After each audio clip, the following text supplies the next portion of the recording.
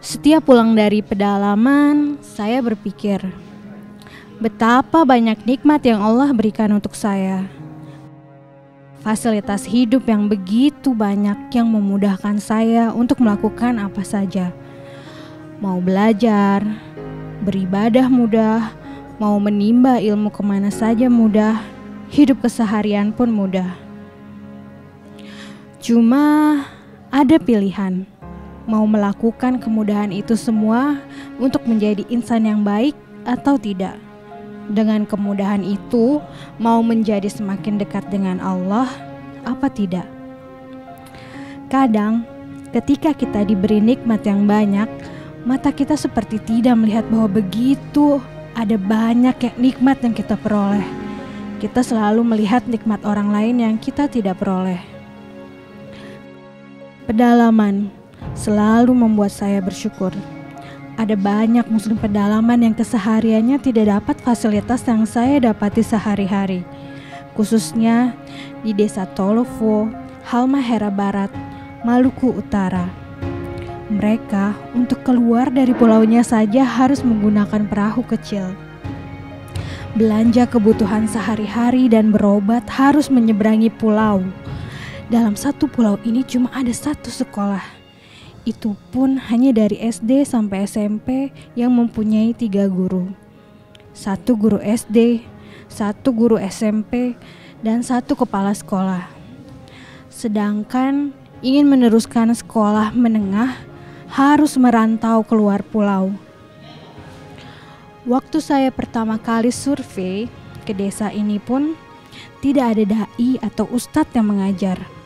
Tapi yang saya syukuri dan saya belajar dari mereka adalah semangat belajar Islam dari warga Desa Tolovo ini yang begitu dahsyat. Mereka menginginkan kami mencarikan dai untuk mereka, supaya mereka bisa belajar Islam.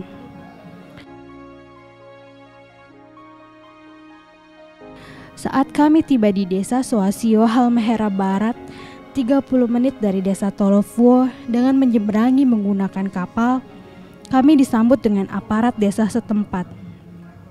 Ada hal yang sangat menakjubkan di sini. Saat memberikan sambutan, salah satu aparat desa tersebut mengatakan bahwa apakah warga suka disebut dengan pedalaman?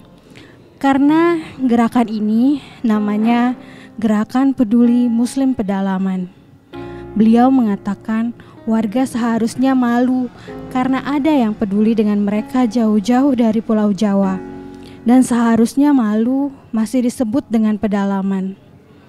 Kemudian beliau mengajak dan memotivasi warga untuk lebih dekat lagi dengan Quran. Saya kagum dengan sikap beliau.